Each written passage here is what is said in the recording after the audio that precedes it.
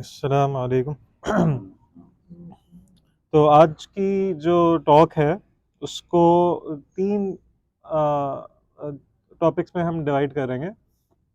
पहले मैं आप लोगों से जिक्र करूँगा शरीयत में जो करेंसी है उसके हवाले से शरई अहकाम क्या हैं और उनका अक़ली हिकमतें क्या हैं, और जो मौजूदा निज़ाम चल रहा है उसके अक़ली दलाइल क्या हैं कि वो असल में बहुत सारे मसाइल की जड़ बनता है। तो पहला पार्ट तो ये होगा। दूसरा पार्ट होगा कि आज जब गोल्ड स्टैंडर्ड की बात की जाती है, जो इस्लाम की करेंसी है गोल्ड और सिल्वर, सोना और चांदी, तो उसके हवाले से बहुत सारे उस पर अटैक्स हैं, बहुत इंटेलेक्चुअल अटैक्स किए जाते हैं, आर्ग्यूमेंट्स किए जाते हैं उसके ख़िलाफ़। तो उसके बारे उसको क्या क्या आर्ग्यूमेंट्स हैं बड़े बड़े मोटे मोटे, उनको हम एक एक करके देखेंगे और उनके जवाबात हम बताएंगे।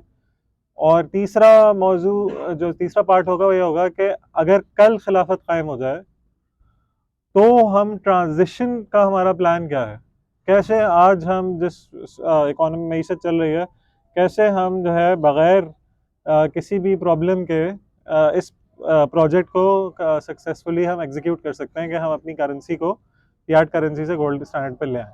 और उसको हम समझेंगे कि उसमें क्या मसाइल हैं और मसाइल को हल करने के लिए क्या स्ट्रैटेजीज़ यूज़ की जा सकती हैं। तो ये तीन मौज़ूआत हैं, और ये हर मौजू ऐसा है वैसे कि इस पे कई घंटों तक गुफ्तगू की जा सकती है। तो उसको मैं कोशिश करूँगा कि बहुत ज़्यादा मुश्किल भी ना रहे आप लोगों के लिए, लेकिन इसके बावजूद आप लोग कुछ ना कुछ लेके उठें, और इंशाल्लाह फिर जो सवाल आते रहेंगे Q&A में, वो हम कोशिश करेंगे उसको जितना उस पर गुफ्तगू हो सके।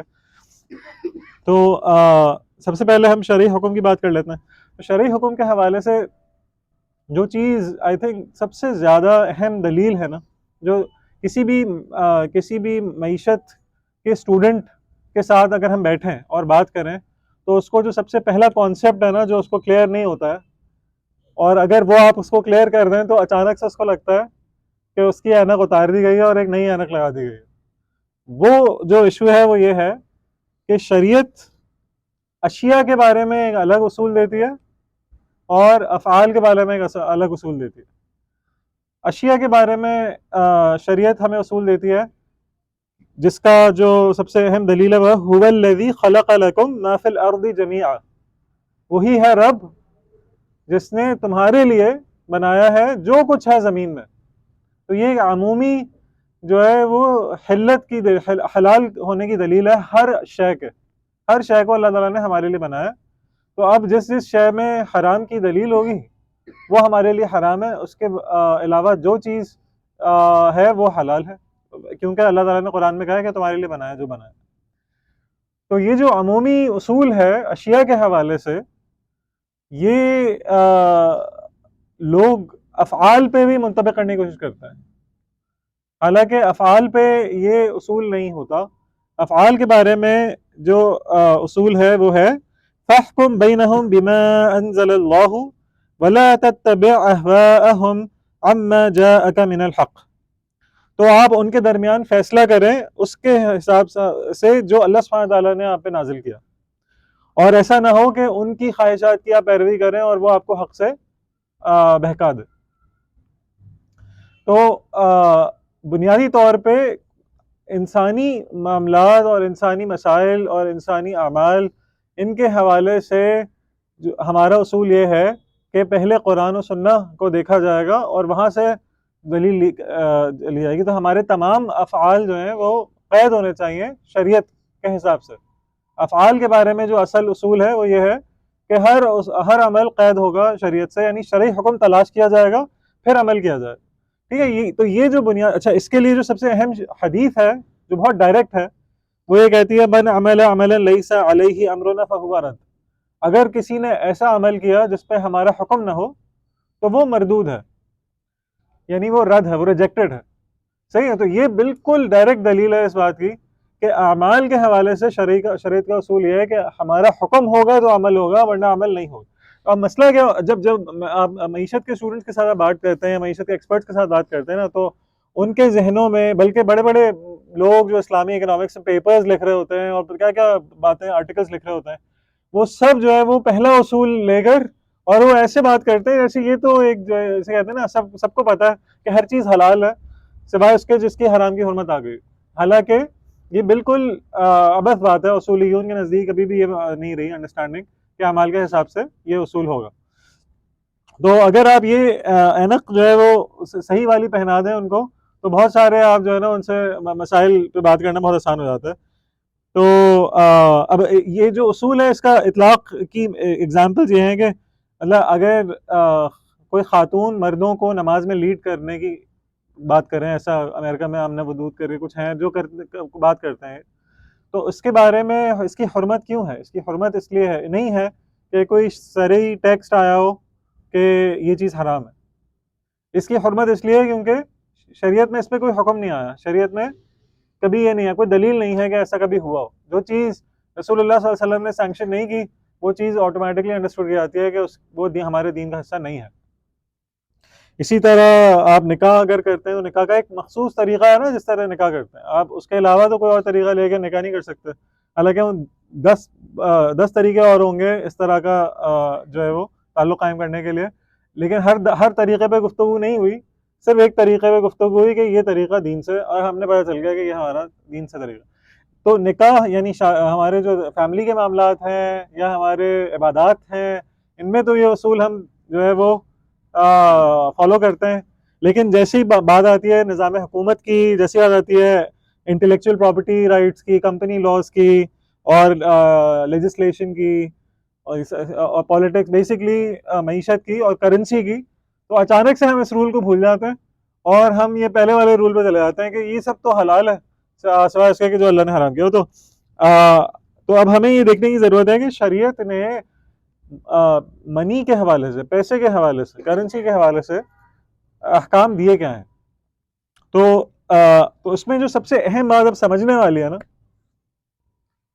और ये भी बहुत इंपॉर्टेंट बात है समझने के लिए, क्योंकि इसमें बहुत कंफ्यूजन हो जाती है। अगर आपको ना पता हो तो आप जो है वो अपने आप ये नहीं, सामने वाले को आप बिल्कुल मुतासर नहीं कर पाएंगे, क्योंकि ये बहुत अहम कॉन्सेप्ट है। वो ये है कि जो करेंसी है ना वो दो काम करती है हमारे लिए। एक काम है एक्सचेंज, जब आप किसी के साथ कुछ दें और उससे उसके बदले में कुछ लें, तो एक्सचेंज का काम करती है। क्योंकि बहुत दफ़ा हम ख़रीदारी करते हैं तो हम अपनी कोई कीमती चीज़ तो उठा के नहीं देते। अगर फ्रूट लेने हो हमें, हम उसको करेंसी दे देते, वो हमें वो कीमती चीज़ दे देता है। तो करेंसी को यूज़ किया जाता है चीज़ों को एक्सचेंज करने के लिए। और दूसरी जो करेंसी जिस काम के लिए इस्तेमाल होती है वो है प्राइसिंग, कि किसी भी कीमत, किसी भी प्रॉपर्टी की वैल्यू को आप डिनोमिनेट कर रहे हैं किसी करेंसी में। ये मकान है, ये 2.5 करोड़ का है, ये मकान जो है वो इतने का, ये गाड़ी 10 लाख की है।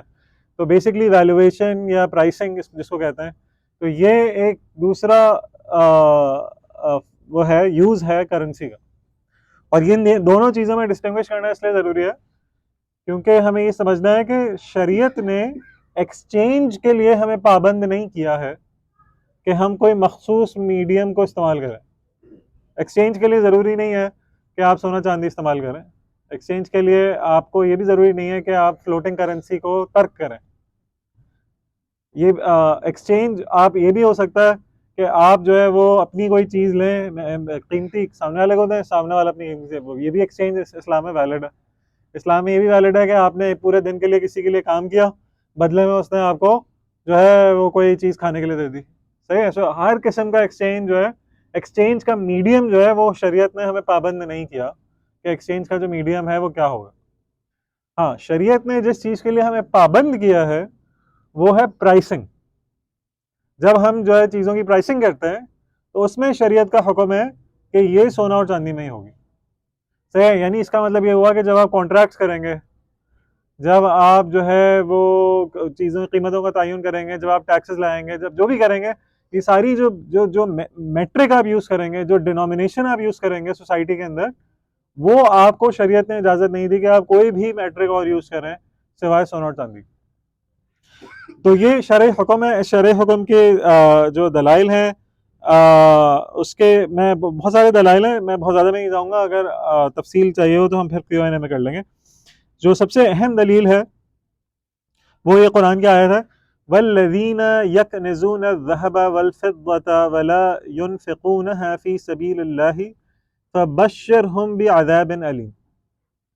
और and those who hoard gold and silver and do not spend them in the way of Allah, let them know that there is a severe punishment awaiting them.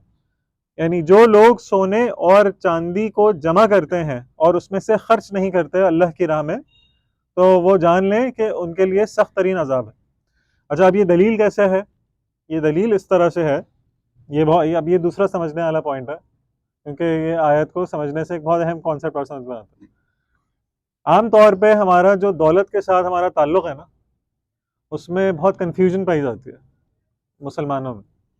बहुत सारे लोगों को ये लगता है कि दौलत ज़्यादा जमा करना शायद शरीयत में इजाज़त नहीं है इसकी, सही है, और अपने पास जमा करके ना रखें, खर्च करें वगैरह। इसमें बड़ी कन्फ्यूजन होती है कि जमा करें, अब हमारे पास तो इतनी सारी चीज़ें हमने जमा की हुई हैं, तो क्या हम सब सब खर्च करके हमें सोना चाहिए? हम जब रात को सोने जाएं तो हमारे पास एक जो बिस्तर जिस पर हम सो रहे हैं उस पर चादर और तकिए के अलावा हमारे पास कुछ ना हो। ये कन्फ्यूजन है जो जहन में होती है। तो इसका जो हुक्म है, अगर हम उसको समझें तो एक बहुत अहम बात भी समझ में आएगी, उससे भी समझ में आ जाएगा कि गोल्ड एंड सिल्वर क्यों वाहिद जो है वो है शरई हुक्म, यानी पाबंद किया हुआ शरीयत ने कि ये करेंसी होनी चाहिए। तो ये जो मसला है, इसके बारे में जो हुक्म है वो ये है कि अल्लाह सुब्हानहू तआला ने आपको दौलत जमा करने से मना नहीं किया। आपके पास मकान है, 10 मकान है, हो सकता है। आपके पास गाड़ियां हैं, 10 गाड़ियां हैं, हो सकती हैं। आपके पास जो जो दौलत आप जमा करना चाहें आप कर सकते हैं। उसमें सिर्फ जो कदगन है वो ये है कि आप मोनोपोली क्रिएट ना करें।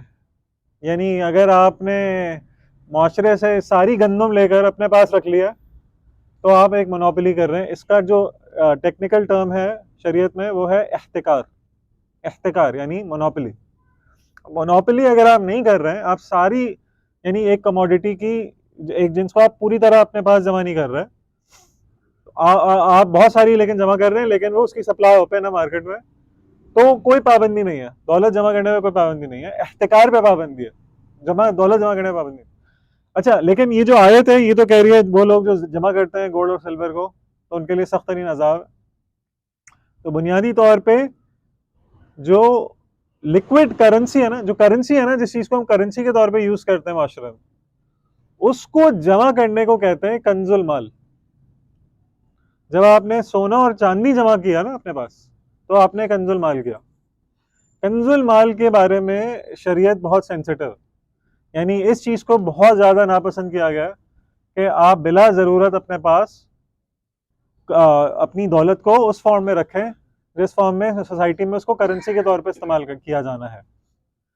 सही है। तो अब यहां से हमें ये समझ में आया कि सोना और अब ये जो आयत है ये क्या बात कर रही है? ये आयत ये बात कर रही है, ये सरजंश कर रही है, अजाब की वही सुना रही है उन लोगों को जो सोना और चांदी जमा करते हैं।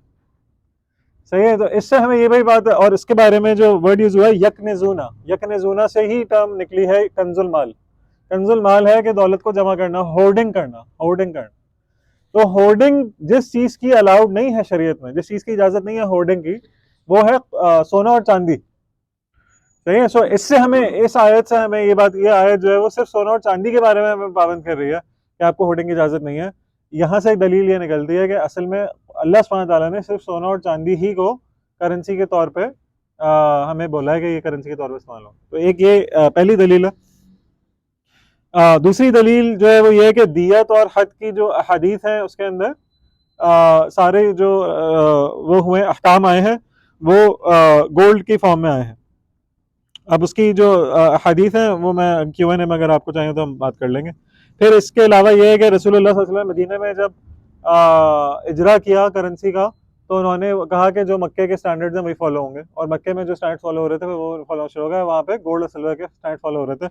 उसकी भी तफसील अगर आप लोगों को चाहिए हम बात कर सकते हैं। ज़कात के जो अहकाम हैं, ज़कात में बाकायदा सोने के ऊपर, मतलब ज़कात के अहकाम शरइया का हम उठाएं तो हमें कहीं ये नहीं मिलता कि अगर आपके पास PKR में हो तो क्या होगा। वो आज का फ़िक़्ह है 150 साल का, लेकिन रसूलियों ने जब ज़कात की बात की तो सोने के हवाले से एक हुक्म है, चांदी के हवाले से एक हुक्म है, यानी निसाब का, कि भाई इतना गोल्ड इससे ज़्यादा होगा तो आप उस पर ज़कात देंगे। अब वो निसाब गोल्ड में एक स्पेसिफिक अमाउंट को मुतय्यन कर दिया गया। सिल्वर में भी एक स्पेसिफिक अमाउंट मुतय्यन कर दिया गया।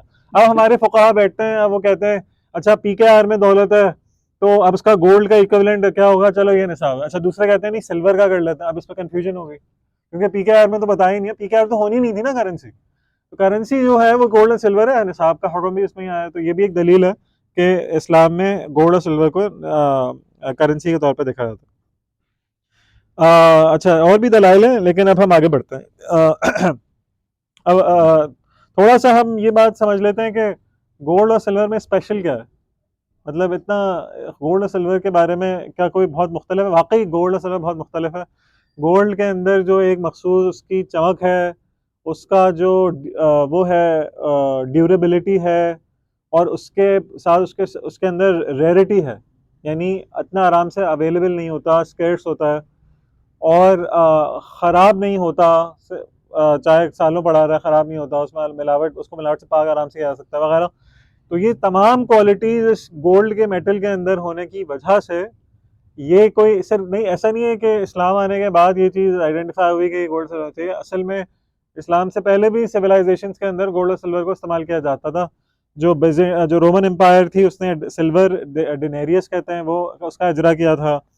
जो बेजेंटीन एम्पायर थी उसने गोल्ड बेजेंट का इजरा किया था। और इसी तरह जब खिलाफत कायम हुई तो खिलाफत का भी मईशत का जो बहुत ही अहम जुज़ था हमारे माशी निज़ाम का, सोना और चांदी की करेंसी। जो रीसेंट हिस्ट्री की अगर हम बात करें तो पूरी की पूरी दुनिया गोल्ड स्टैंडर्ड पर आ गई थी 19वीं सदी के आखिर में। पूरी की दुनिया ने यह तय कर लिया था कि इंटरनेशनली तमाम एक्सचेंज गोल्ड में ही होगा, और 1871 में जो गोल्ड स्टैंडर्ड फिर कायम हुआ था उसको हम क्लासिकल गोल्ड स्टैंडर्ड कहते हैं। फिर क्या हुआ, सब कुछ अच्छा चल रहा था, rules of the game follow हो रहे थे।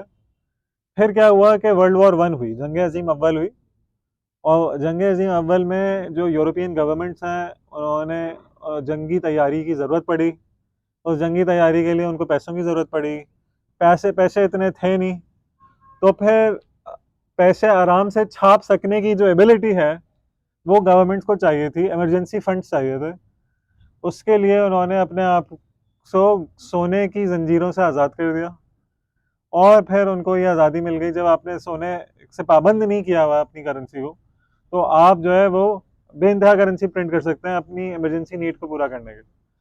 तो वहाँ से गोल्ड स्टैंडर्ड पे सबसे बड़ी ज़रब लगी 1914 में, और 1914 से 1925 तक यही सिलसिला रहा। और फिर 1925 में पूरी दुनिया में ये मूवमेंट चली कि हमें गोल्ड पे वापस आना है। तो गोल्ड पे वापस आने की कोशिश की गई, जो कि 1925 से 1931 तक चली। और 1931 में ब्रिटेन पुल आउट हुआ। ब्रिटेन उस वक्त सुपर पावर था, तो ब्रिटेन के पुल आउट होने के साथ उसकी जितने भी कंट्रीज उसके ब्लॉक में थे वो सब उनको पुल आउट होना पड़ा, और उसके बाद ये प्रोजेक्ट फिर ख़त्म हो गया। और 1931 से लेकर 1945 तक फिर से हम फियाट करेंसी के दौर में रहे। और फिर 1945 में, अभी ज़्यादा डिटेल हो रही है, 1945 में अमेरिका ने दोबारा ब्रेटन वुड्स अकॉर्ड के तहत जो है वो दोबारा गोल्ड पे वापस आए। और फिर 1945 से 1971 तक, जिसको कहते हैं 1971 में निक्सन शॉक हुआ। निक्सन जो है वो वियतनाम में जंग की वजह से वहाँ पे वो बहुत ज़्यादा इम्बैलेंस आ गया था, बहुत ज़्यादा फियाट करेंसी प्रिंट कर दी थी, गोल्ड इतना था नहीं। तो उन्होंने कहा, अब वो पावर में भी थे इंटरनेशनल, क्योंकि सुपर पावर थी अमेरिका गवर्नमेंट, और इंटरनेशनल ट्रेड सारी डॉलर में हो रही थी, और डॉलर गोल्ड बैक था उस वक्त तक। और इस अंडरस्टैंडिंग पे था कि ये जो भी डॉलर है, जब भी हम अमेरिका को डॉलर देंगे तो हमें गोल्ड वापस कर देगा। अमेरिका को ये पता था कि हमने इतने डॉलर दे दिए हैं जितना गोल्ड है नहीं, तो अमेरिका ने कहा कि हमारी मर्जी, हम नहीं देते। तो उन्होंने 1971 में बोला कि फ्लोटिंग हो गई करेंसी। अब उसको प्रोटेक्ट करने के लिए उन्होंने सऊदियों को अपने साथ मिलाया, उन्होंने कहा ऑयल की ट्रेड सिर्फ USD में होनी चाहिए आज से। तो उसके बाद से जो है वो हम फ्लोटिंग करेंसी पे चल रहे हैं। सही है, तो ये है हिस्ट्री, ये गोल्ड की हिस्ट्री है। तो इसको याद रखने के लिए आप याद रख सकते हैं कि बीच में 2 दफ़ा 25 से 31 तक और 45 से 71 तक गोल्ड पे आने की अटेम्प्ट की। अच्छा, इसमें एक बहुत इंटरेस्टिंग बात है जो अभी रिसेंटली डॉक्टर तैमूर लाल जो होते हैं, जो पता नहीं आप लोगों ने शायद सुना हो, बहुत ज़्यादा वो आजकल बात भी कर रहे हैं इस हवाले से। तो एक उन्होंने एक गोल्ड के हवाले से एक वीडियो भी निकाली थी, उसमें उन्होंने ये आर्ग्यूमेंट दिया था कि 1931 में गोल्ड की वजह से गोल्ड नाकाम हो गया मसाइल को हल करने में, इस वजह से दुनिया फियाट पर आ गई। अब आप अगर सोचें तो ये कितना फ्लॉड आर्ग्यूमेंट है, क्योंकि 1931 से स्टोरी का आगाज नहीं हुआ। गोल्ड के इख्तिताम जो है 1931 में नहीं हुआ पहली दफा। असल में 1914 में जब जंग अजीम अव्वल हुई थी, 1914 में गवर्नमेंट्स ने ये काम किया। 1925 तक आप फियाट पे चलते रहे और आपने अब्यूज किया फियाट करेंसी को। आपने इन्फ्लेशनरी फाइनेंस कहते हैं जिसको, आपने बेइंतहा पैसे छापे। अब आपने जो है वो एक इम्बैलेंस क्रिएट कर दिया। अब आप 25 से 31 तक सिर्फ 6 साल तक आप एक हाफ हार्टेड अटेम्प्ट कर रहे हैं गोल्ड पे आने की, और उसके बाद आपने गोल्ड इसलिए छोड़ दिया कि भाई ये तो, यानी ये बिल्कुल ऐसी बात है कि एक बंदा ड्रग एडिक्ट है, अब ड्रग को छोड़ना है अगर तो कुछ अरसे तो आपको बहुत तकलीफ बर्दाश्त करनी होती है ना, तो वो तकलीफ जैसे हुई उन्होंने कहा हम नहीं खेल रहे, तो दोबारा ड्रग पर आ गए। सही है। और अब उसके बाद हम ब्लेम करें कि नहीं नहीं गोल्ड की वजह से मसला हुआ, तो ये बहुत फ्लॉड आर्ग्यूमेंट है। तो अगर आपको कोई ये चीज़ सेल करने की कोशिश करे तो आपको ये पता होना चाहिए कि ये एक्चुअली सब कुछ स्मूथ चल रहा था 1871 से 1880 से 1914 तक। 1914 में गवर्नमेंट्स का ने जो है वॉर की वजह से मसला हुआ, और उस मसले के बारे में हमारे क्या व्यूज़ हैं हम आगे आके भी बात कर सकते हैं। तो ये हिस्ट्री के हवाले से बहस हो गई। अच्छा, तो गोल्ड, अच्छा अब अकली तौर पे बात कर लें। शरई बात हो गई, तारीख की बात हो गई, अब अकली जो हिकमतें हैं, गोल्ड का क्या फ़ायदा है, ये इस पर बात करनी ज़रूरी है। तो इसमें जो चीज़ आपको याद रखने की है वो दो अहम बातें हैं जो याद रखने की, और अगर आप इस पूरी टॉक में कुछ भी याद ना रखें और आप ये दो बातें याद रख लें तो आपने बहुत अहम बातें तो याद रख ली। ठीक है, तो ये बहुत ही कोर हमारी आज की टॉक का सबसे अहम मौजू है। तो दो चीज़ें होती हैं जो गोल्ड से हमें फ़ायदा होता है। एक है जो डोमेस्टिक इकोनॉमी में होता है फ़ायदा, और एक फ़ायदा होता है जो इंटरनेशनल इकोनॉमी में होता है। डोमेस्टिक इकोनॉमी में जो फ़ायदा होता है वो होता है कि इन्फ्लेशन नहीं होती, और इंटरनेशनल ट्रेड में जो फ़ायदा होता है वो ये होता है कि automatic balance of payment adjustment होती है। अब ये क्या, अब ये दो बातें मैं क्यों कर रहा हूँ इसकी मैं आप लोगों को तफसील बताता हूँ। अच्छा, इन्फ्लेशन क्यों नहीं होती? इन्फ्लेशन इसलिए नहीं होती कि इन्फ्लेशन से पहले हम समझते हैं गोल्ड स्टैंडर्ड है क्या। गोल्ड स्टैंडर्ड है क्या? गोल्ड स्टैंडर्ड ये है कि आपने जो करेंसी आप पेपर करेंसी आपने जारी की हुई है वो पेपर करेंसी बैक्ड होगी बाय गोल्ड, और गोल्ड के साथ जो उसका एक्सचेंज रेट है वो फिक्स होगा। ठीक है, तो ये है गोल्ड स्टैंडर्ड। अगर ऐसा होगा तो क्या गवर्नमेंट अपनी मर्जी से पैसे छाप सकेगी? गवर्नमेंट अपनी मर्जी से पैसे नहीं छाप सकते अगर आप गोल्ड स्टैंडर्ड पर चलो। ठीक है ना। गवर्नमेंट का अपनी मर्जी से पैसे छाप सकना असल वजह है पूरी दुनिया में इन्फ्लेशन की। पूरी दुनिया में इन्फ्लेशन की जो सबसे बड़ी वजह है वो है कि गवर्नमेंट्स को अपनी मर्जी से पैसे छाप सकती हैं। जैसे आपको इसकी दलील के तौर पे मैं बस ये बात बताऊं कि ये बात हम नहीं कह रहे, ये बात UK office of national statistics कह रहा है, और ये कहते हैं कि 1750 से लेकर 1938 तक जो प्राइसेस थी, जो कीमतें थी, उनमें कुल इजाफा 3 गुना हुआ। 1750 से 1945 तक जो कीमतों में इजाफा हुआ 3 गुना हुआ। 1945 से अभी तक जो इजाफा हुआ है वो 40 गुना हो चुका है। ठीक है, तो बुनियादी तौर पे, और जो यानी ये चीज़ कोई कंट्रोवर्शियल नहीं है, ये बात इकोनॉमिक्स से लोगों को स्टैंडर्ड है, ये बात सबको पता है, इस पर कोई बहस नहीं करेगा आपसे। इन्फ्लेशन की वैसे और भी वजूहात होती हैं, यानी अगर शॉर्टेज हो जाए, अचानक से कोई जल्जला कुछ हो जाए, कोई बड़ी मुसीबत आ जाए, चीज़ों की शॉर्टेज हो जाए तो अचानक से कीमतें राइज हो जाएंगी चीज़ों की, ये भी वजूहात हो सकती हैं। लेकिन ये वजूहात टेम्परेरी होती हैं और ये चीज़ें डील हो जाती हैं बहुत जल्दी, एडजस्ट हो जाती है मार्केट। जो चीज़ें जो लॉन्ग टर्म इन्फ्लेशन कहते हैं जिसको, कि जो कीमत एक दफ़ा बढ़ी जा रही है और वो कमी नहीं हो रही, वो बस ऊपर ही जा रही है कीमत है, ये काम की जो सबसे अहम वजह है वो है ही फियाट करेंसी, फ्लोटिंग करेंसी। क्यों? क्योंकि गवर्नमेंट अपनी मर्जी से पैसे छाप सकती है ना। मतलब सबसे अहम मसला यह है कि गवर्नमेंट को एक दफा आपने इजाजत दे दी कि आप अपनी मर्जी से पैसे छाप सकते हैं, तो उसके बाद जो है वो फिर आप कैसे कंट्रोल करेंगे कि उस रुपए की कदर के कम होने में। ये इशू समझने के लिए मतलब थोड़ा सा मैं बस ये एक्सप्लेन कर दूं कि जब पैसे बहुत ज़्यादा छापे जाते हैं तो होता यह है कि बहुत सारे लोगों के पास बहुत सारे पैसे आ जाते हैं। तो जब पैसे छापती है गवर्नमेंट तो क्या होता है, बड़े बड़े सेठों को बड़े बड़े प्रोजेक्ट्स में इंजेक्ट कर देती है। तो बड़े बड़े लोग जब इंजेक्ट होते हैं तो वो आहिस्ता आहिस्ता इकोनॉमी में ट्रिकल डाउन होकर सब लोगों के पास जो टोटल पैसा है खर्च करने के लिए वो बढ़ जाता है। जब पैसा बढ़ता है तो चीज़ों की डिमांड बढ़ जाती है in terms of that currency. सही है? यानी पहले जो फ्लैट जो है वो 1 करोड़ का था, अब वो 1.5 करोड़ का हो जाएगा।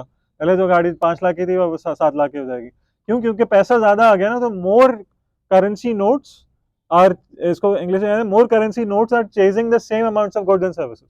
गुड्स और सर्विसेज उतनी है लेकिन ज्यादा करेंसी नोट है जो आप उसको चेज कर रहे हैं ना। तो उसकी वजह से क्या होगा कि कीमतों में इजाफा हो जाएगा। ये नेचुरल है। तो पैसे छापने से कैसे इन्फ्लेशन होती है उसका ये एक्सप्लेनेशन है कि वैसे। तो अगर पैसे छापने पे ही आपने पाबंदी लगा दी, गवर्नमेंट पैसे छाप ही नहीं सकती। अगर अगर पैसे चाहिए तो गोल्ड को माइन करना पड़ेगा।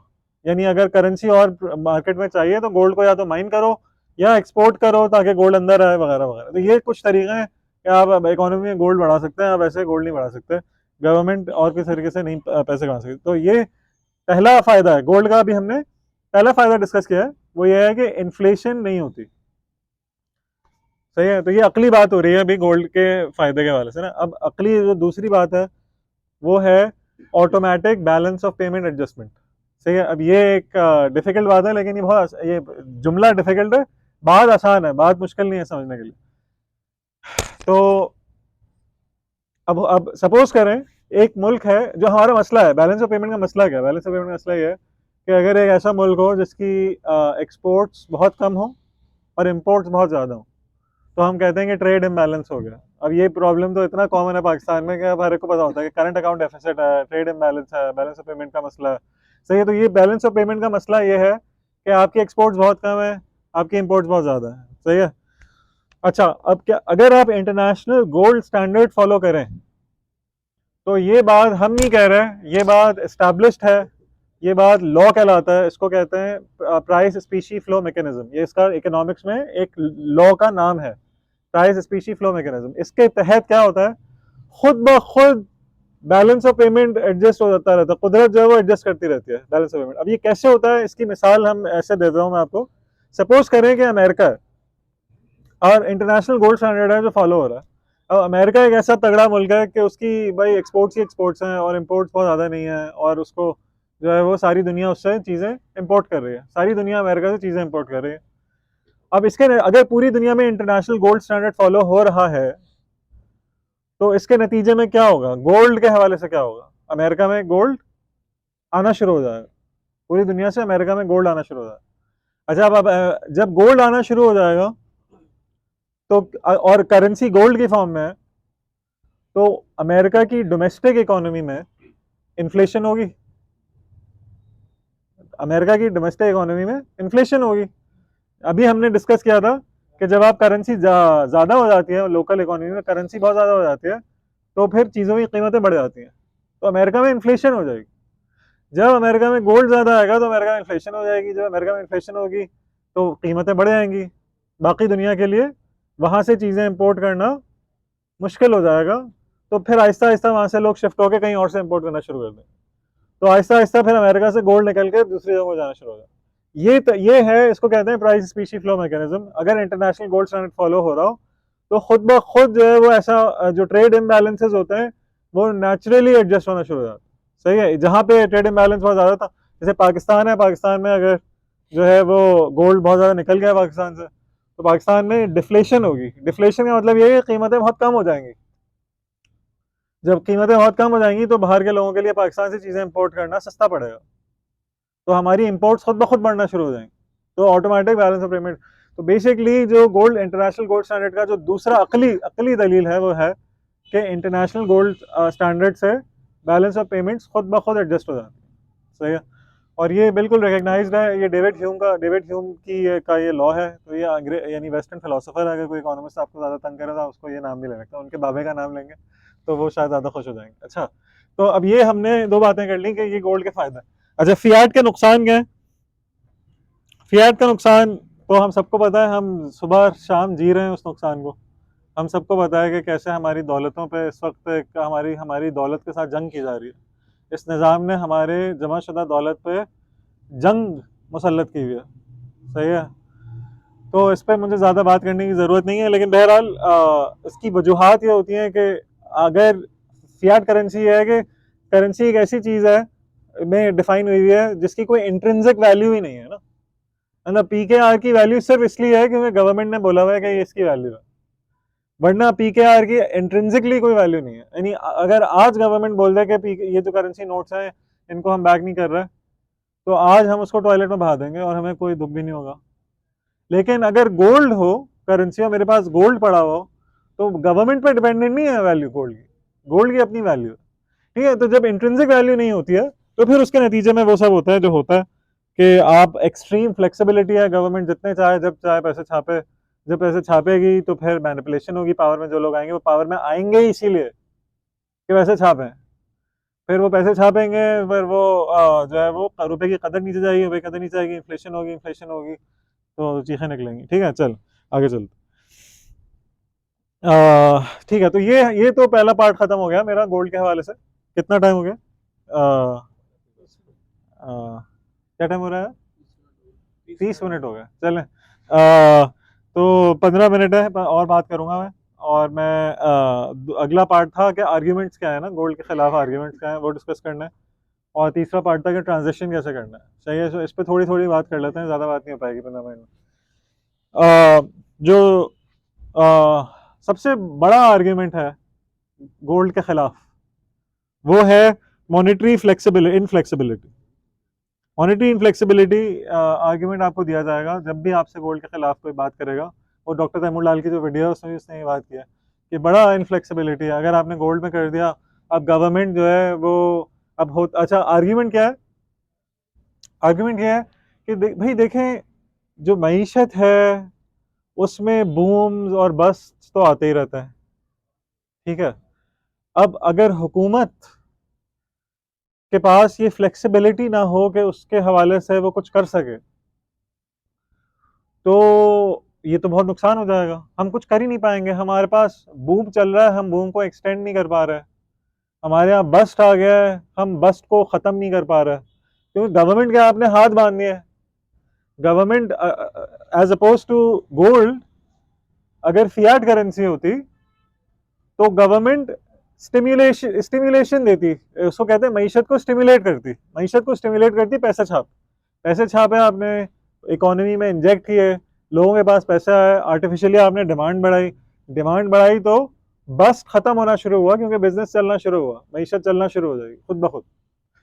तो ये गवर्नमेंट के हाथ में एक टूल है जो फ्लोटिंग करेंसी है, जिससे हम ये जो मईशत के बूम्स और बस्ट हैं इनको कंट्रोल कर सकते हैं और बूम्स और बस्ट को आने से हम बचा सकते हैं। तो ये पहला आर्ग्यूमेंट है गोल्ड के खिलाफ कि गोल्ड आप करेंगे तो आपने तो हाथ बांध दिए, गवर्नमेंट के हाथ बांध दिए। तो इसका जवाब ये है कि बूम्स और बस्ट को हमें पता करना पड़ेगा कि ये क्या भला है। ठीक है, तो बूम्स और बस्ट जो है ना उसकी पे हम बात करेंगे दो हवालों से। जो बस्ट होते हैं वो दो वजूहात की वजह से आ सकते हैं। या तो वो एक्सटर्नल फैक्टर्स की वजह से आ सकते हैं कि कोई कोई नागहानी आ गई, सही है, कोई मसला आ गया, उसकी वजह से इकोनॉमी का तख्ता बैठ गया। तो ये जो इशू है, जो एक्सटर्नल फैक्टर्स की वजह से जो इशू है, उस पर मैं बाद में बात करूंगा। और पहले हम बात करते हैं जो इंटरनल इश्यूज की वजह से जो बस आते हैं। जो इंटरनल वजूहात हैं बस की, उसकी जो सबसे बड़ी वजह है वो यही है कि होता क्या है कि जब एक पहले बस्ट आया था तो सेंट्रल बैंक ने बहुत सारे इंकरेज करने के लिए, और गवर्नमेंट ने यानी गवर्नमेंट सेंट्रल बैंक के थ्रू ये करती है कि वो इकोनॉमी में पैसे इंजेक्ट करती है और चीप क्रेडिट मिलता है और एक कल्चर क्रिएट किया जाता है कंज्यूमरिज्म का। उसके नतीजे में डिमांड चीज़ों की बढ़ना शुरू हो जाती है। जब चीज़ों की बहुत ज़्यादा डिमांड बढ़ना शुरू हो जाती है, हद से ज़्यादा बढ़ना शुरू हो जाती है, तो उसको कहते हैं कि इकोनॉमी ओवरहीट में चली है, ओवरहीट हो गई है। तो फिर अब सेंट्रल बैंक क्या करता है कि अब क्योंकि ओवरहीट का मतलब ये भाई इन्फ्लेशन बढ़ना शुरू हो गई है, डिमांड इतनी ज़्यादा होना शुरू हो गई है, इन्फ्लेशन बढ़ना शुरू हो गई है। तो इन्फ्लेशन को कंट्रोल करने के लिए आपको पता होगा इंटरेस्ट रेट बढ़ा दो। सही है, जब भी इन्फ्लेशन बढ़ती है तो उसका एक टूल ये होता है कि इंटरेस्ट रेट बढ़ा दें, तो किसी तरह जो है ना इन्फ्लेशन कम होना शुरू हो जाएगी। तो इंटरेस्ट रेट बढ़ाते हैं, इंटरेस्ट बढ़ाने का मतलब ये है कि आप पैसे इकोनॉमी से निकालना शुरू करो। गवर्नमेंट इसको मॉनेटरी टाइटनिंग कहते हैं कि सेंट्रल बैंक ने टाइटनिंग करना शुरू कर दी, इकोनॉमी से पैसे निकालना शुरू कर दी। जब पैसे निकालना शुरू करते हैं और इंटरेस्ट रेट बढ़ते हैं, तो अब जिन लोगों ने कर्जा चीप क्रेडिट लिया हुआ था बैंक से, अब वो अपने कर्जों में डिफॉल्ट करना शुरू करते हैं। जब वो अपने कर्जों में डिफॉल्ट करना शुरू करते हैं, तो फिर जो है बबल बर्स्ट होता है, और फिर जो एसेट्स जिन लोगों के पास थे, जिनकी प्राइसेस अभी बहुत बढ़ रही थी, उनको पता चल जाता है अब पीक कर गई है, अब निकालो, इससे ज़्यादा नहीं बढ़ने वाली वैल्यू, अब निकालो। तो अब सब लोग अपनी चीज़ें बेचना शुरू करते हैं। अब अचानक से चीज़ें बेचना शुरू कर देते हैं, तो फिर कीमतें पूरी तरह गिरना शुरू हो जाती हैं और इकोनॉमी एक रिसेशन में चली जाती है।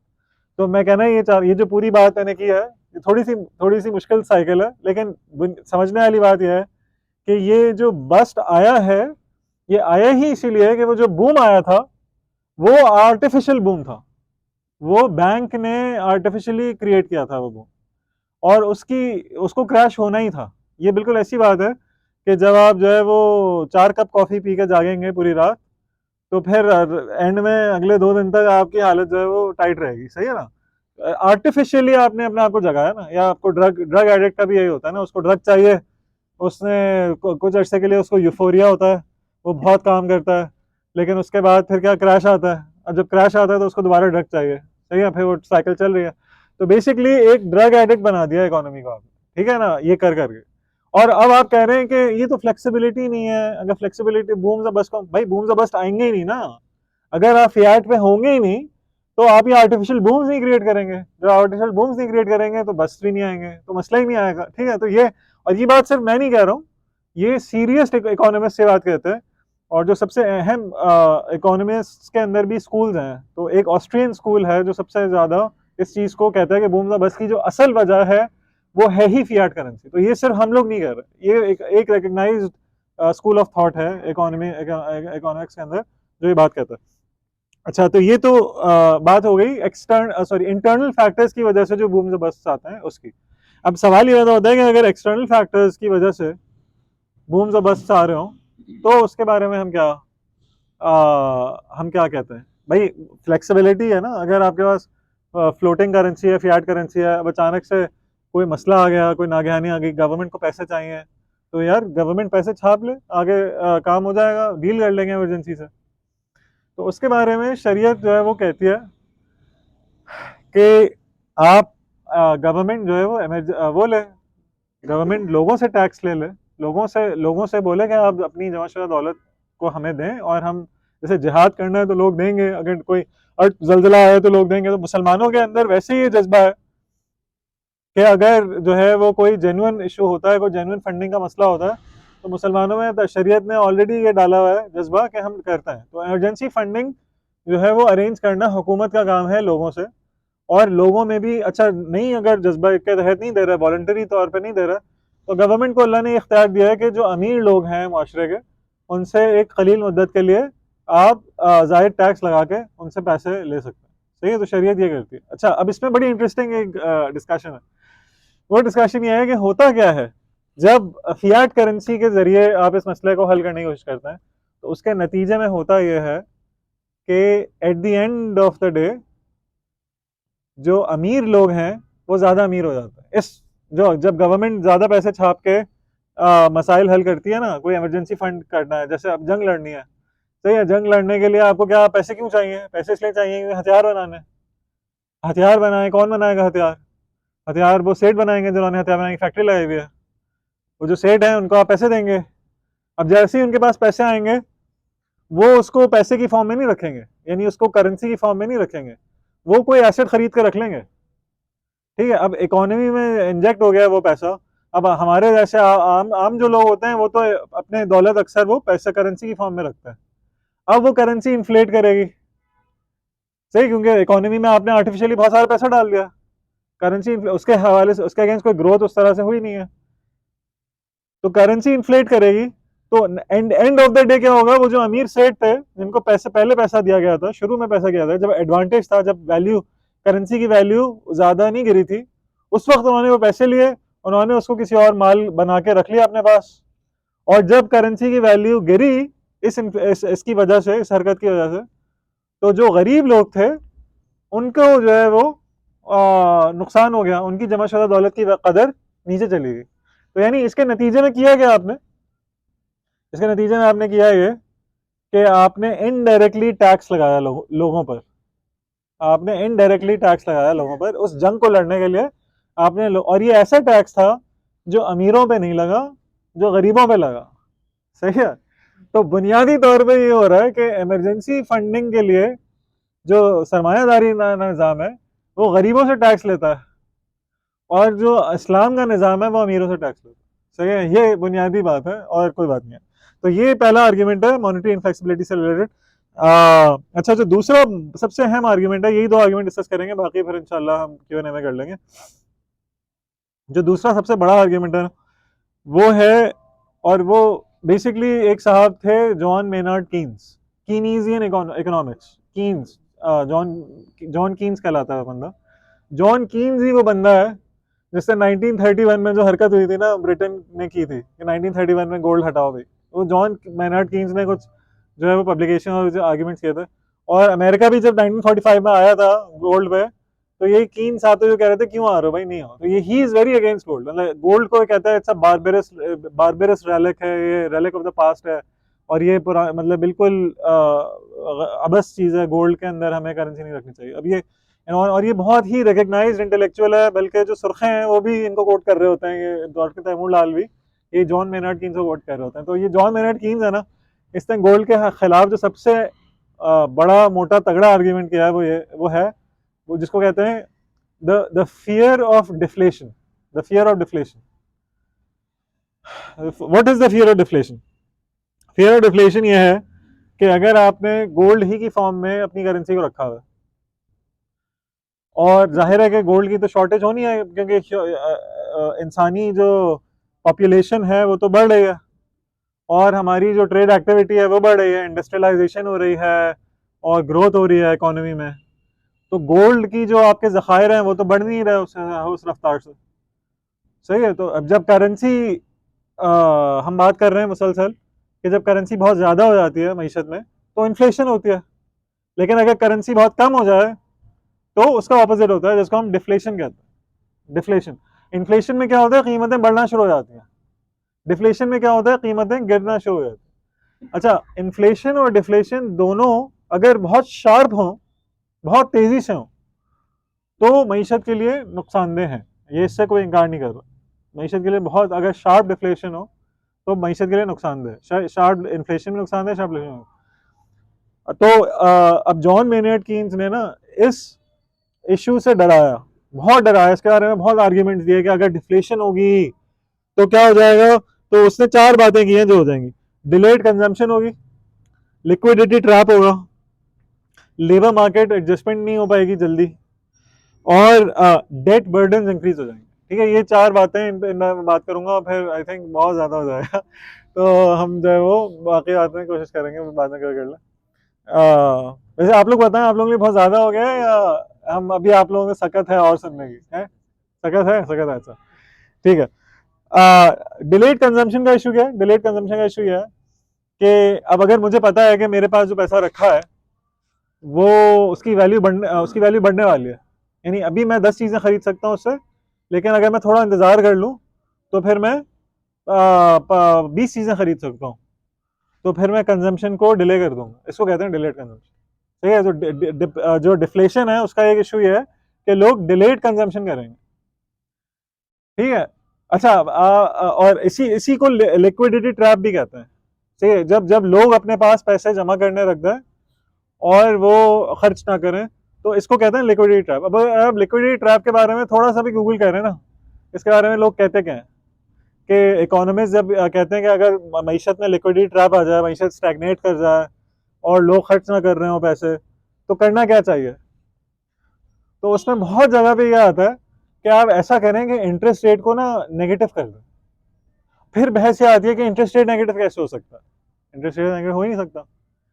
तो फिर कहते हैं कि अच्छा चलो अब ये तो नहीं कर सकते तो कुछ और करते हैं, फिर उससे बहस चलती रहती है, बहस चलती रहती है। अच्छा, अब मैं ये बात क्यों कर रहा हूँ आपसे, ये बात इसलिए कर रहा हूँ कि ये बहुत ही इंटरेस्टिंग बात है। If you think about it, if you think about it, ज़कात, ज़कात is essentially a negative interest rate. ज़कात is a negative interest rate. Interest rate क्या है? इंटरेस्ट रेट ये है कि अगर आप पैसा जमा करके रखेंगे 1 साल तक तो आपके पैसे में इतने % इजाफा हो जाएगा, है ना। ज़कात क्या कहती है? पैसे जमा करके रखेंगे 1 साल तक, 2.5% कमी आ जाएगी सही है ना। तो एक्चुअली अल्लाह सुब्हानहू व तआला ने इस्लामी निज़ाम में वो इंजेक्ट करके रखा है जो हल वो पेश करने की कोशिश कर रहे होते हैं लिक्विडिटी ट्रैप से बचने के लिए। भाई अगर मुझे पता है मैं पैसे जमा करके रखूंगा तो मेरी ज़कात कट जाएगी, ज़कात खा जाएगी मेरे पैसे को, तो मैं पैसे नहीं जमा करके रखूँ। तो ये मसला इस्लामी निज़ाम का मसला ही नहीं। तो जॉन मेनियर्ड कीन्स को पहला तमाचा ये है सही है, निकलो यहाँ से सही है, ये हमारा मसला नहीं है, ये तुम्हारे सरमायादार निज़ाम का मसला, सही है। हमारे यहाँ लिक्विडिटी ट्रैप नहीं होता, number 1। Number 2, slow labour market adjustment.